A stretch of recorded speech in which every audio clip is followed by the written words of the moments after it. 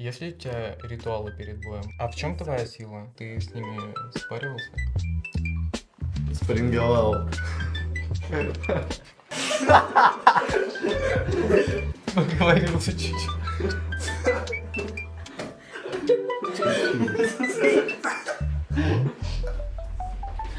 Ой. Спарринговался?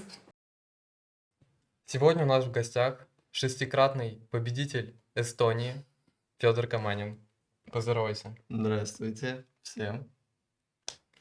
Федь, ты живешь в семье боксеров, можно так сказать. Да. У тебя отец судья, братья тоже чемпионы. Тяжело ли жить среди боксеров? Ну, да нет. В принципе, многие думают то, что меня как-то... У меня не было выбора какой-то спорт там выбрать. На самом деле, с детства мне отец показал, что такое бокс. Я много еще где был. На футбол ходил, еще куда-то. И сам пришел к этому спорту. Поэтому так получилось, на самом деле, то, что никто никого не заставлял там обязательно идти на бокс. Нам отец показал, а мы все сами выбрали. Поэтому просто так сложилось, что мы все боксеры. А что больше всего нравится в боксе? Больше всего, наверное, подготовка к каким-нибудь крупным турнирам. Они очень-очень, конечно, такие тяжелые. Но в этом есть свой такой кайф, когда ты прям неделю за неделей, ты прям чувствуешь, как у тебя дыхалка растет, физика растет, и ты прогрессируешь, прогрессируешь, прогрессируешь. Ну, ты много, наверное, упражнений делаешь. Какие твои самые любимые? М, Ну, вообще больше всего я люблю, наверное, что-то из ОФП. Вот ОФП я прям люблю, мешки люблю. Был какой-то период в жизни, когда прям очень сильно нравились спарринги. Но это так, период был, а так, честно, не самый мой любимый день на тренировках спарринги. Тоже смотря с кем стою, а так, да, в основном мешки и ОФП, самое такое любимое. А есть какое-то нелюбимое, но ты его каждый день делаешь? М, Ну, или раз в неделю там. Неважно. Ну,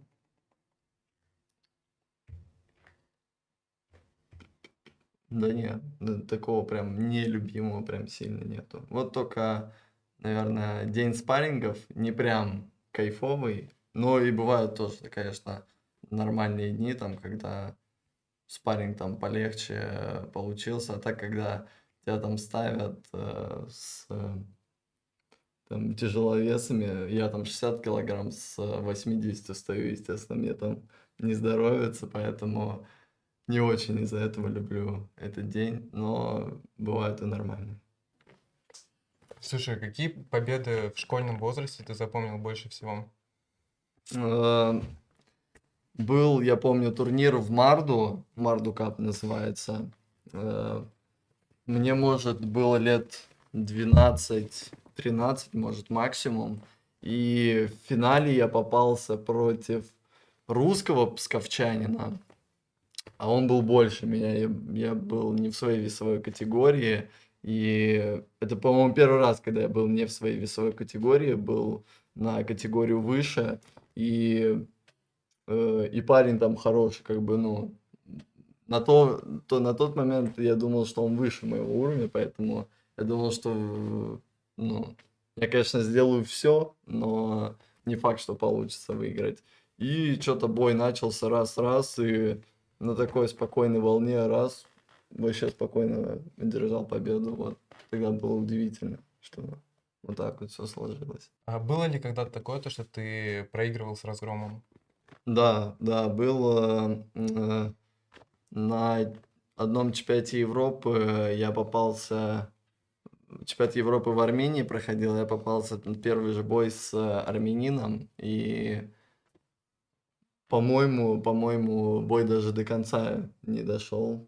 Там судья, ну, у нас как в любительском боксе, там, если ты с местным попался, то там, считаю, у тебя шансов нет, потому что а, судьи не дадут боковые, тебе есть только досрочно выиграть и все. А так бой идет там, ну, одно обычное попадание, судья начинает счет. И ты ничего не можешь с этим сделать. Ты просто стоишь и смотришь, как он тебя считает, типа, за Мгм. какую-то фигню просто. И вот так раз, там, что-то 3 раза он вот так раз, и все. И типа снял с боя. То есть только нокаут ты мог победить. Да. А хотел бы, ну вот когда ты перешел с юниоров во взрослый бокс, Мгм. было ли сложно или все-таки легче? Вот я думал, что, честно, что это, ну, не прям какой-то, не прям какая-то сильная разница в этих возрастах, но на самом деле разница огромная. Вроде кажется, просто снял шлем, Мгм. а на самом деле, когда ты выходишь, тебе 18 лет, и против тебя там может там просто уже мужичара 30-летний просто выходить, просто в твоей весовой категории уже, ну, прям не очень, не очень. И все-таки у них, у постарше, уже таких мужиков, у них и физика другая, а ты еще такой только-только сформировавшийся школьник такой, то, естественно, тяжело. Но со временем пик боксера это где-то года 24-25, вот так вот. Ну, у тебя скоро. Да. Ну, у тебя брат Семен и Павел Каманин. Ты с ними спарринговался? Да, да, спарринговался. А, Сразу скажу то, что с Пашей тяжелее. Все-таки он и сам потяжелее, он повыше. С ним на самом деле сложно на своих длинных руках. Держит к нему даже, ну, очень сложно подойти, очень. У него еще такая техника, он такой технарь на ногах раздергивает. У него вообще, особенно я ниже, вообще не подойти. А с Сёмой нормально, если вот он куда-то готовится или я, мы там друг другу помогаем, в принципе. Не скажу, что с Сёмой прям тяжело-тяжело, но хороший спарринг-партнер, вот так вот. А в чем твоя сила? Вот почему ты лучший, ну, в чем ты лучший самый из боксеров? Моя особенность Да. какая-нибудь. Э, Особенность, наверное, в моем темпе на бой, потому что не часто встречаю боксеров, у которых такой темп, как у меня. У меня темп нарастающий, то есть первый раунд такой средненький, второй прям активно, третий самый-самый активный. То есть я даю уже все, что у меня есть. И обычно боксеры, ну, плюс-минус одинаково каждый раунд боксируют. У многих вообще идет на спад. Ну, это у кого там физика слабая. А так, я думаю, что это моя особенность. А многих, на самом деле, я могу первый раунд проиграть, а второй, третий уже просто в одну кассу просто вывести. Это тебе дали тренера Нарвы? Э, Да, я думаю, что да, потому что все-таки меня тренируют. Физика благодаря тренерам.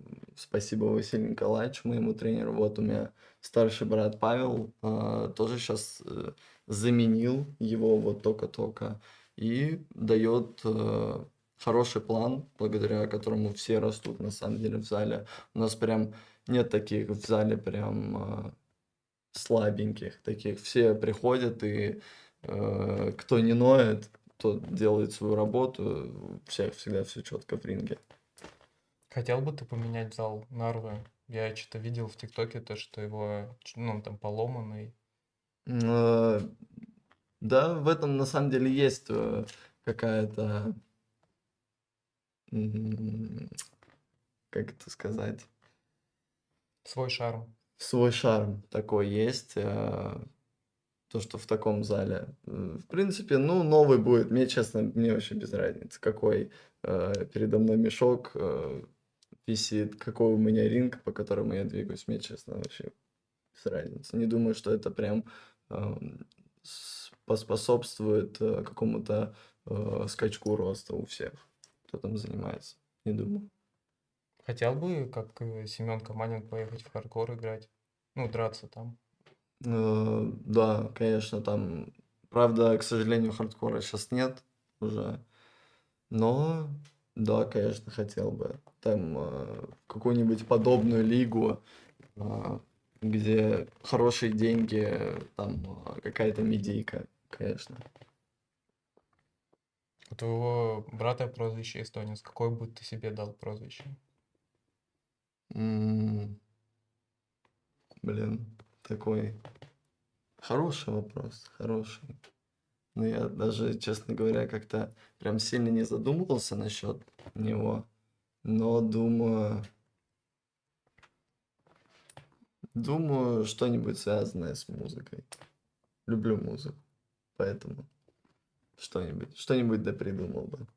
Ну, кем ты себя видишь через 2-3 года? Вижу, как я выступаю на профринге где-нибудь в Англии. э, ну и учусь параллельно. Учусь, живу в Таллине. Поступил уже куда-то? Да, поступил э, там в Майндусколь. Ты в Таллине? Да, Хороший, кстати, выбор. спасибо. А через 10 лет кто ты? Через 10 лет я, дай бог, чтобы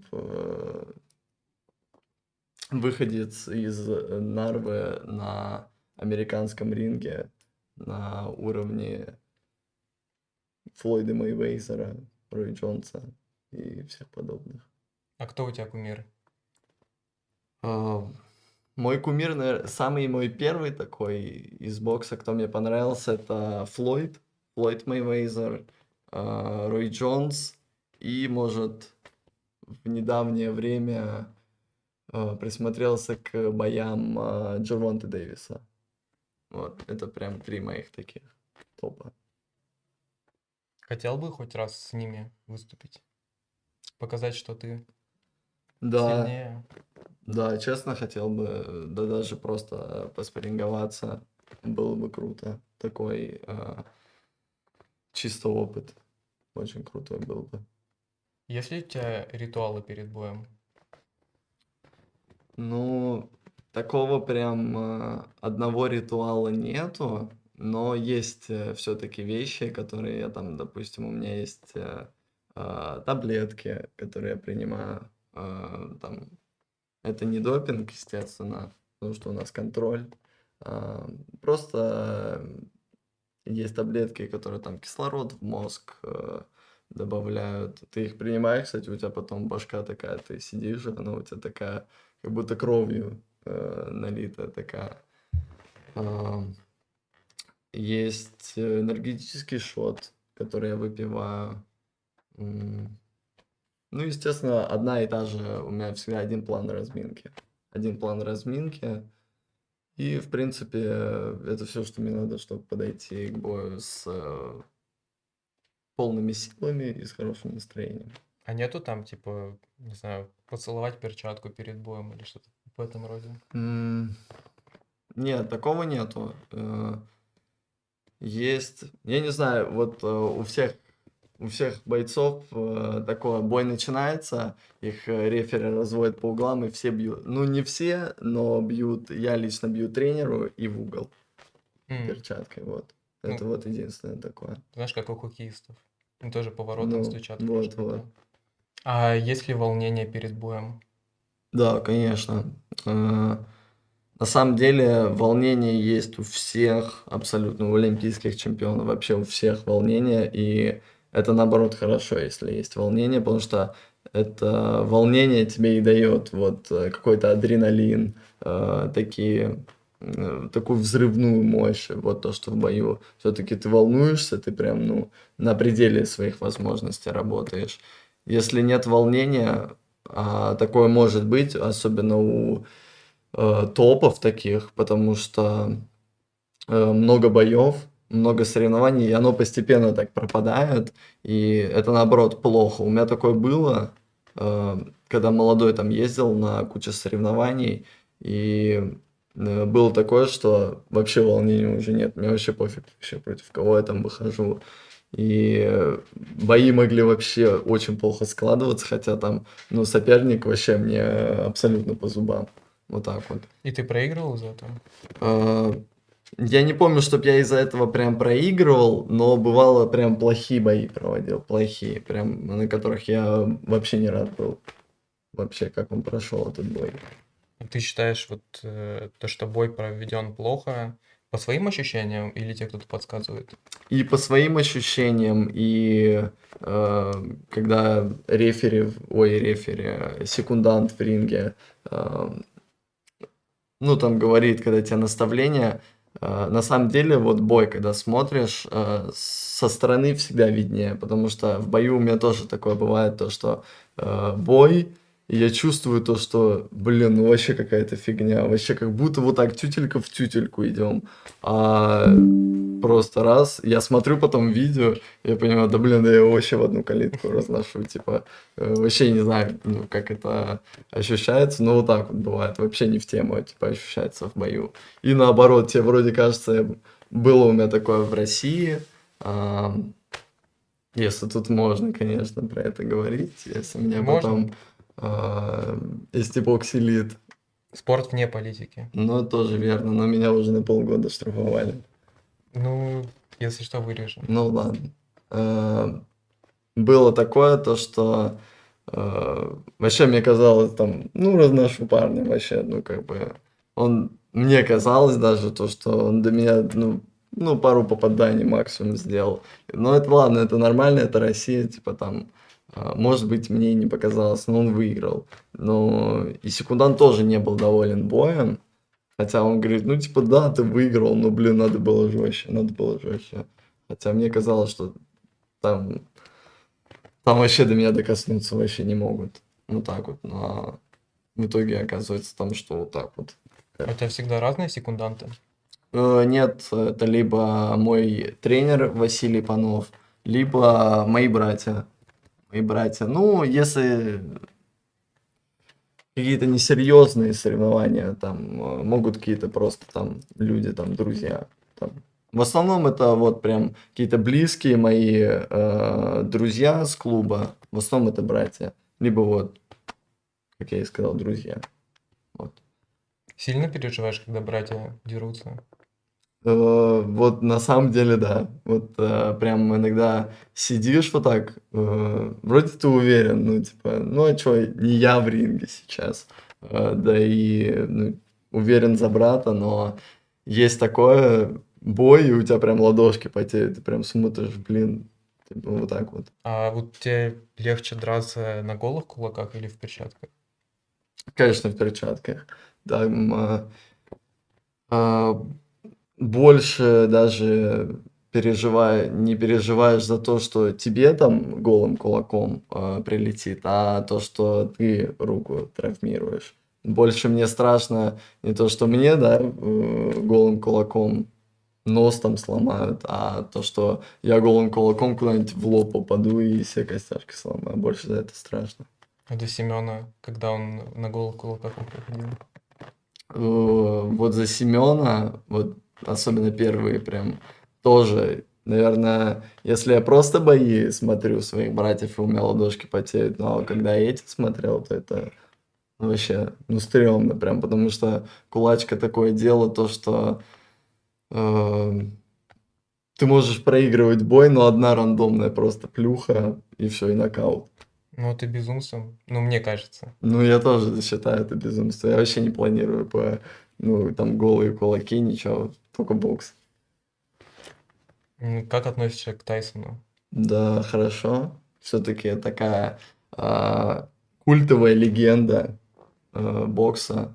Такой прям а, для многих пример. Для многих пример у него очень хорошая работа ног. Вот многие от него берут. Мало кто в боксе качают ноги прям. А вот посмотрев на Тайсона, многие понимают то, что все-таки удар идет с пола от толчка ног.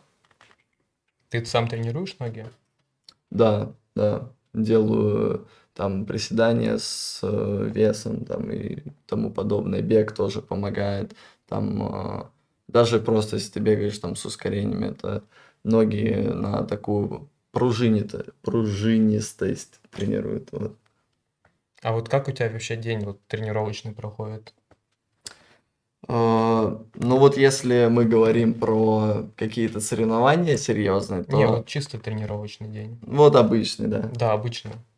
Обычно у меня одна вечерняя тренировка 5 раз в неделю на всех рабочих днях. И по, по самочувствию, по состоянию еще там на выходных можно прийти в зал, там что-нибудь поделать.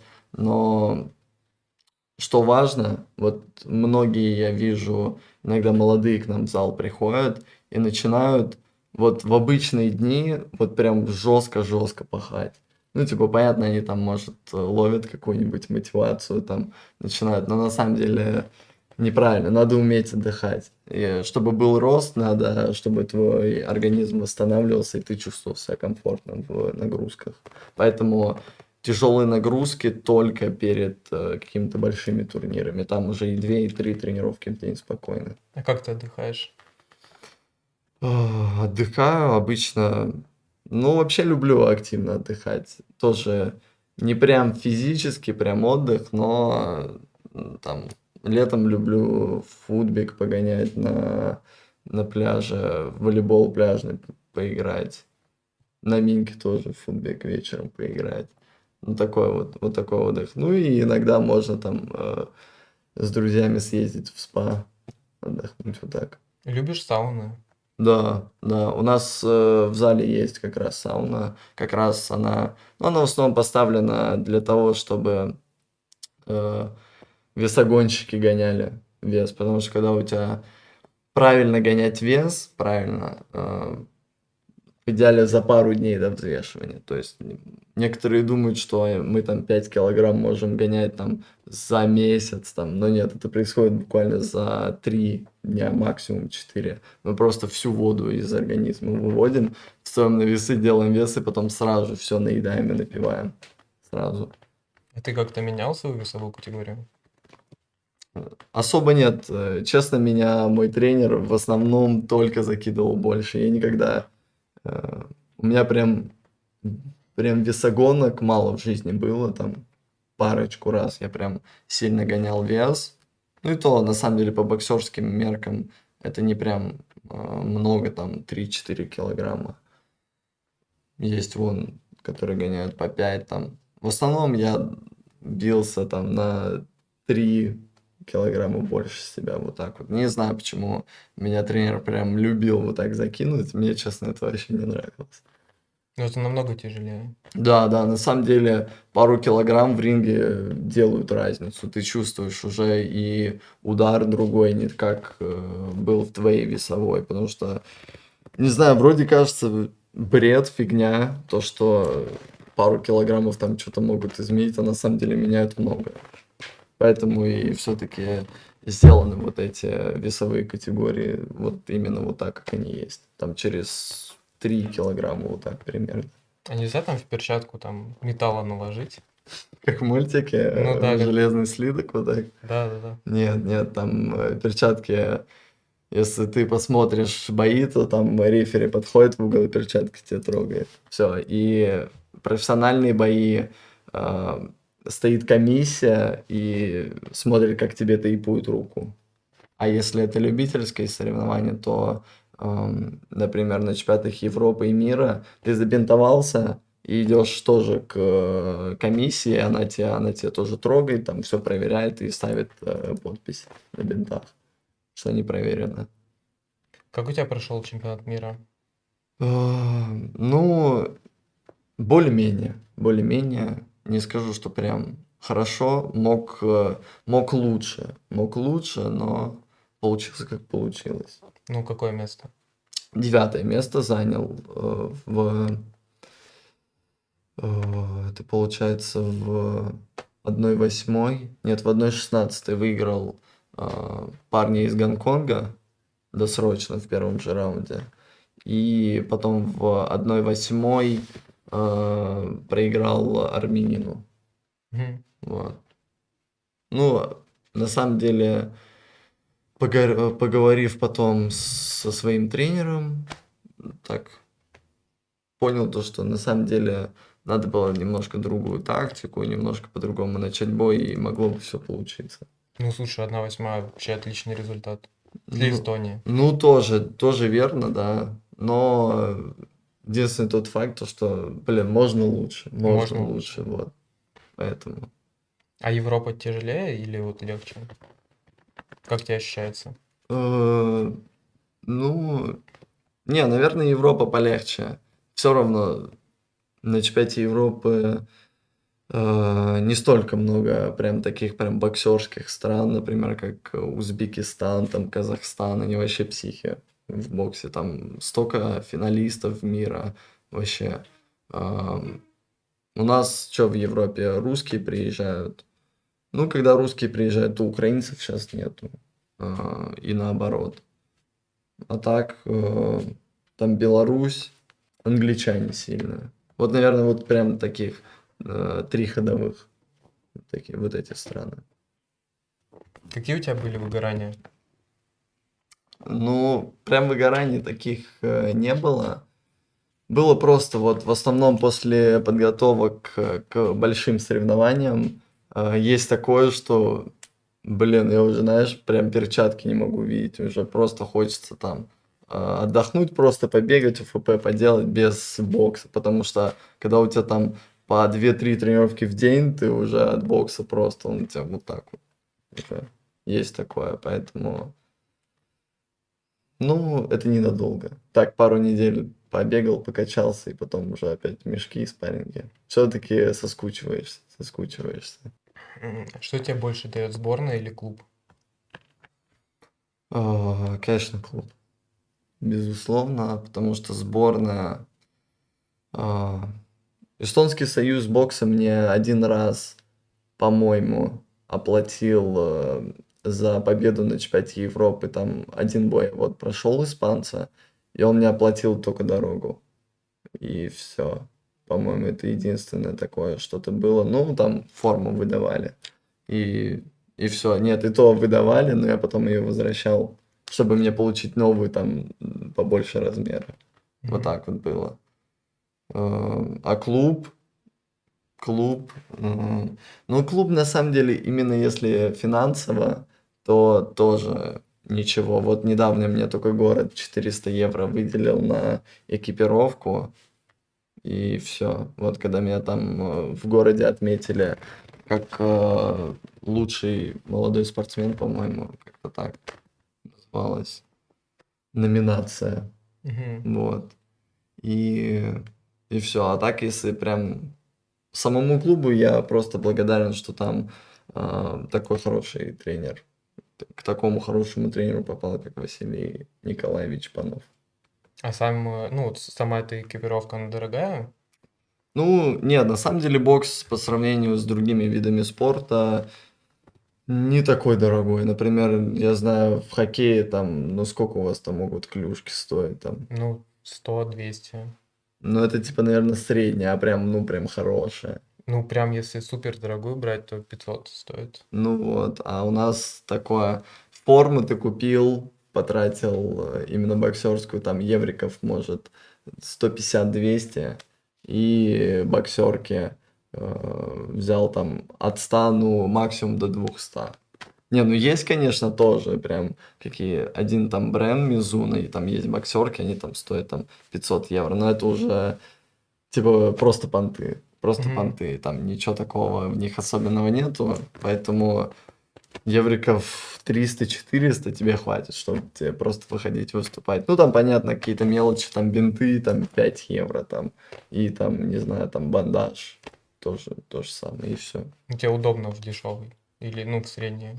Ну, ну, в средней, да, ну, нормально. Нет, в основном здесь форма вообще не имеет никакого. Это просто вид, чтобы у тебя была для любителей синяя форма с белым поясом и красная форма с белым поясом. И на самом деле ты можешь обычные красные шорты взять, туда белый пояс пришить, и это, ну, типа, будет нормально допускаться. И у меня, кстати, была в детстве такая форма, мне мама сшила. А, А так, если перчатки, но перчатки ты берешь, чтобы именно спарринговаться с кем-то, там, на мешках стоять, и это обычно разные перчатки.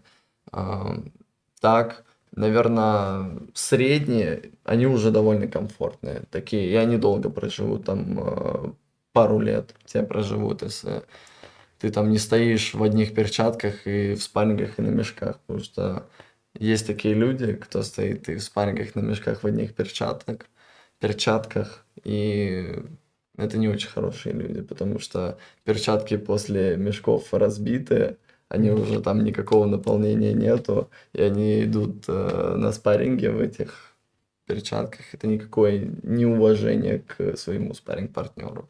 Поэтому эти люди плохие. Все покупайте перчатки. Вот так могу сказать. Нормальные. Слушай, а мама у тебя переживает, когда ты дерешься? Вот мама в начале вообще никак не поддерживала, что мы все боксеры. Она очень-очень-очень сильно переживала. Я не помню, ходила ли она прям изначально на все наши соревнования. Э, Ну, по-моему, ходила, но прям смотрела, наверное, вот так, закрытыми там глазами, вот так вот. А сейчас, на сегодняшний день, она посмотрит бой и тебе еще скажет, ну, блин, ну, надо было лучше на ногах работать, там, что-нибудь такое, вот так вот. Круто. Да, Ну, видишь, втянулась. да, да, это супер. Я прям очень, на самом деле, доволен этому факту, и батя тоже. На самом деле нет. Отец, хоть нас и привел в бокс, но отец говорил, у него есть видео на камере, и где он снимает первый Пашин бой. И у него там вот так вот рука трясется, там типа ничего даже посмотреть фактом нельзя, поэтому сейчас тоже, конечно, проведешь плохой бой, тебе еще там от бати прилетит, там, подзатыльник, что-нибудь такое. Ну это ладно, раньше подзатыльник с смолой, а сейчас так скажет, что не так. Скажет, эх, надо было вот так. А у тебя папа больше как, ну, как помощник, как тренер? Да, у нас батя вообще, на самом деле, супер человек. Он э, крутится во всей вот этой вот судейской движухе, получил вторую звезду, поэтому ездит уже там на чемпионаты Европы, там, и там знакомства новые, нас приглашают на новые соревнования, естественно, новые там какие-то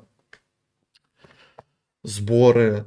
Это очень-очень помогает, да. Нас батя, в общем, раньше, когда вот этой всей ситуации в мире не было, Россия, Украина, очень часто ездили в Россию, постоянно, постоянно. Вот как раз я говорил про момент, когда у молодого было очень много соревнований, прям когда я вообще не волновался перед выходом на ринг. Это вот, когда мы прям в Россию активно ездили, потому что приезжаешь в Россию, у тебя минимум сразу два боя, а в Эстонии, ну дай бог, один ты в финал попадешь, и то обычно по У-17 вот так вот, да и раньше на самом деле. Если это не чемпионат Эстонии, то все с турниров обычно эстонцы все снимаются. Никто там с Пашей, с Семой со мной вообще не выходит. Хотя на самом деле мы не очень больно делаем. Ну, как бы, а опыт же надо получить новичкам там с хорошими. А где они будут его получать, если они от всех хороших отказываются? Если они не будут стоять с хорошими парнями, то как они будут расти? Потому что на самом деле нас тоже, и Пашу, и Сему, и я, мы все проходили через то, что мы прям на спаррингах бывало такое, что ну, вот прям до слез, прям до Мгм. слез. Потому что ты стоишь там с ребятами постарше, потяжелее, там, какого-нибудь чемпионата Европы, там, по У-15 готовишься, тебе там 13-14 лет, у тебя там просто тяжеловес, там, тебя, и там тренер говорит, да не жалей, не жалей. Поэтому вот так вот. А травмы были какие-то? Ну, нос, наверное, ломали. Нет, нос у меня не сломан. Он у меня может, не знаю, видно, не видно, немножко так смещен, но это у меня Я посмотрел детские даже фотографии, это у меня всегда было, на самом деле. А так нос ничего не ломали. Прям такого, чтобы после боя была какая-то травма. Вот на чемпионате мира, кстати, после того, как я выиграл, было у меня на руке как-то боковой ударил, у меня палец не сгибался. Но это там нормально, там просто ушиб был. Только такие. Такого прям серьезного ничего не было. Такое может, ну, именно от самого бокса, вот у меня тут плечо так ходуном ходит, немножко Мгм. постукивает. Такое. Прям таких серьезных не было. Но в нокаут не падал ни разу? Не, ни разу. А сам выводил соперника из строя? М, Ну, прям, чтобы, не знаю, чтобы прям соперник поплыл, это надо у соперника уже спрашивать, но прям, чтобы они падали, такого... Нет, один раз было, что... И, кстати, по школьникам, прям по У-15 я был, и там соперник с Марду был, и я пересматривал этот момент сбоя, и там какой-то прям такой левый боковой шальной какой-то зашел, и прям у соперника прям ноги вот так подкосились раз. Ну, мы, может, найдем видео. Ну, нет, оно есть. На, не знаю, ТВ эстонское. Ну, Какое найдем, оно? значит, найдем. Ставим. Вот тут будет. Наверное. Слушай, а вот пример у тебя самый главный кто? Брат, Семен, Паша? Пример. Наверное, да. Больше братья, потому что они ближе всего. Я прям вживую смотрю, как они тренируются. Ну и я, естественно, не отстаю. Они не дают, так сказать, продыха. Не могу же я. Они тренируются, а я нет. Ну да.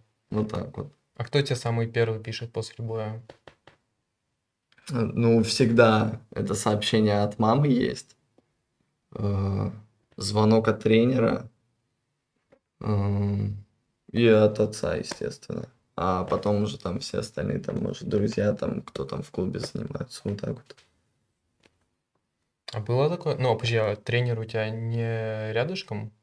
Или он Ну, не вот, присутствует? допустим, на чемпионаты мира Европы он не ездит, он уже все-таки у него возраст, вот эти перелеты, длинные дороги, это уже не к нему, поэтому у сборных есть, там, у сборной У-15 свой тренер, У-17 свой тренер, поэтому эти тренера ездят, им оплачивает Союз бокса. А нельзя со своим? Можно, но за свой счет. Вот так вот. А ты бы больше хотел, чтобы свой ездил тренер? Да, конечно, это когда тебя твой тренер, он тебя полностью знает, он тебя читает как книгу, он знает, что с тобой может случиться не так, что надо при этом сказать, там, что у меня может больше получается или меньше получается. Он это, все эти нюансы знает, и он может в конкретный момент подсказать то, что надо, то, что не может там любой другой тренер с Эстонии. А тебе, ну, вот легче биться в Эстонии или там в другом городе? Ну, просто температура и давление, оно же разное везде. Ну да, на самом деле это влияет на дыхалку, но поэтому это, конечно, не про эстонскую сборную, но большие сборные приезжают на большие соревнования как минимум за неделю, а то и за две, чтобы адаптироваться. А мы приезжаем там, мы приезжаем и завтра взвешивание, а послезавтра уже соревнование начинается. У нас такого особо времени на адаптацию нет. А какое вот самое твое любимое место, где ты дрался? Эстония за границей? М, Да не, дома всегда приятно. Дома всегда приятно. Все-таки у нас чемпионаты Эстонии стали такими, прям шоу делают, там, с выходами, там, с музыкой. Это приятно. Так, на таких шоу где-то еще, я, по-моему, даже не был. Где-то за границей, прям на шоу таких. А вот в Эстонии все-таки есть. Под какую музыку выходил? А я не знаю, и там меня не спрашивали, типа там. А не ты выбираешь? Да, да, не я выбирал. А публика тебе помогает? Да, на самом деле, вот про бой на чемпионате Европы. Один бой у меня был с испанцем. Я тот бой выиграл. И обычно у нас же сборная очень маленькая. Там был я, мой друг с клуба и еще кто-то. Еще кто-то с нами ездил. То есть у нас там три-четыре боксера и там вот уже два тренера там в углу. Причем далеко там, потому что все-таки залы огромные. И все. И родители со мной были. Мама на трибуне сидела. И что-то я боксирую. Естественно, я не ожидаю, что я там кого-то там услышу. Только так. а, Один там голос, если там друг там выкрикнет, что Мгм. делать, там что-то там левый, правый, по типу того. И тут раз я в бою слышу, как ну, человек 20 просто кричат «Эсти». И на это там мои друзья попросили, там сборная Украины пришла. Ничего себе. Вот. И они попросили, вот, у них следующий бой их должен был украинец выходить. И они попросили, типа, за нашего поболеть. И вот за меня начали болеть. Это прям в ринге прям очень так приятно было, подстегнуло. Я тот бой прям вырвал. Мне там первые два раунда отдали то, что туда-сюда, и то есть по третьему раунду все решалось. И третий раунд я просто вот как мой темп, я все нарастаю, и третий раунд я просто в одну калитку выиграл. И отдали победу. А какой бой ты самый последний смотрел? Самый последний... Самое последнее, что я смотрел, это бой в UFC Тапурия. Был с этим, с бразильцем там. Да, да. Он нокаутировал. Вот. Последнее, что я смотрел. А у тебя когда следующий бой? Э, Ну, примерно ориентировочно осенью какие-нибудь соревнования будут. Э, Тогда будет и бой. Будет и победа. Будет и победа. Надеемся. Я пока вот сам только-только вклиниваюсь в вот эту вот У-40 возрастную. Поэтому сейчас пока все-таки тяжело. Последний чемпионат Эстонии не выиграл. Ну, тяжело там Да, да. возраста. Ну, в том-то, что да, все-таки против тебя там 30-летний выходит не очень. Не очень это на тебя влияет, но там на самом деле такой бой, такой равненький получился у меня с опытным боксером, там с Кохлоярви. Но отдали ему, я в принципе не против, потому что бой такой равный получился, поэтому не могу сказать, что я 100% выиграл. Типа могли ему отдать, мне такие бои случаются в боксе, то что ну прям вообще равно-равно и непонятно кому. Все-таки дополнительного времени у нас нету. Слушай, а вот по твоему мнению, что больше решает в боксе, опыт или все-таки физика? Опыт. Опыт. Бывало такое, что у меня были бои с парнями прям на вид больше. Я все-таки выступал неоднократно в большей весовой категории и выигрывал парней, даже бывало и досрочно, хотя они там больше меня. Вот был бой в Нарве у меня, меня тренер засунул в 67 килограмм, а я пришел на взвешивание, я взвесился что-то 60 там с копейками вообще. Он просто там домашний турнир, он так попросил просто. Ну, приди взвесься, будет кто, выступишь, не будет никого. И, и решил меня на две категории больше засунуть. Я просто на самом деле, когда он мне это сказал, я очень как был не рад. Но бой на самом деле, на какое удивление, мне дома не отдали победу. Не отдали победу. И максимально несправедливо. Максимально. Первый раунд не очень у меня получился. Второй, третий я просто парня рвал вот из-за первого раунда. Из-за того, как он плохо получился. Я прям У меня впервые были такие эмоции, то, что чел тяжелее меня, и там он там нарушил на самом деле правила, и меня это прям жестко прям подстегнуло, и я второй, третий раунд его просто как, я не знаю, но я его просто рвал, Как просто тузик рвал, грелку.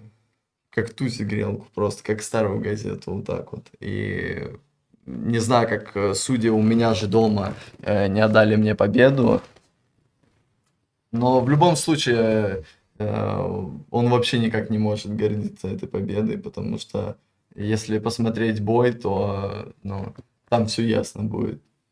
Вот так. Ну а сейчас мы медленно подошли к блицу. Мгм. В чем сила? В боксе. Кто ты через 10 лет? Профессиональный боксер. С кем ты выйдешь в следующий раз? Мгм. С тем, кому я проиграл на чемпионате Эстонии. Победишь ли ты всех? Победу. Выиграю. Победу мы оставим. Да. Побеждю. Да. Веришь ли ты в Бога? Верю. В кого? В Бога. У тебя есть лабубу? Нету. Хочешь? Нет. Минут? Красный или синий? Красный или синий? Синий. Сань, ты умеешь? Нет, научился, кстати. Синего? Учился, но был на очень уже близкой стадии, чтобы я мог сам его делать, но что-то до конца вот прям не доходил до того, чтобы я прям сам. Я прям сам уже делал на пляжу с... Там вот эту вот дорожка в Уснарве, вот эта деревянная, и с нее уже делал в песок сам, но я не доходил до того, чтобы прям на ровности сам делал. На инструментах играть умеешь? Нет. Не. Мало ли. Хотел? Блин, слегка учился на гитаре, но я уже... Это было давно, но вообще ничего не помню. Мало ли, да, пару аккордов. Навалил стилька. Ты же музыкант? Я не музыкант. Ну, ты сказал, любишь музыку. Я люблю музыку. Думаю, может быть, в будущем, на самом деле, кстати, заняться чем-нибудь, научиться на чем-нибудь играть. Очень, на самом деле, хочу. Но пока руки не доходят. Вот у тебя. Ребята могут научить. Ну, может, свяжусь с пацанами. Слушай, Федя, спасибо, что ты пришел. Приходи еще, зови братьев. Мы будем тебя ждать. Обязательно. Мы обсудили многие темы. Мгм. Я думаю, ну, городу Нарва понравится это. Ждем больше комментариев со стена.е. И я надеюсь, что в этот раз они будут более положительные, так как этот человек может точно держать линейку и карандаш в руках. Подписывайтесь на канал. Федя, прощайся. Всем до свидания.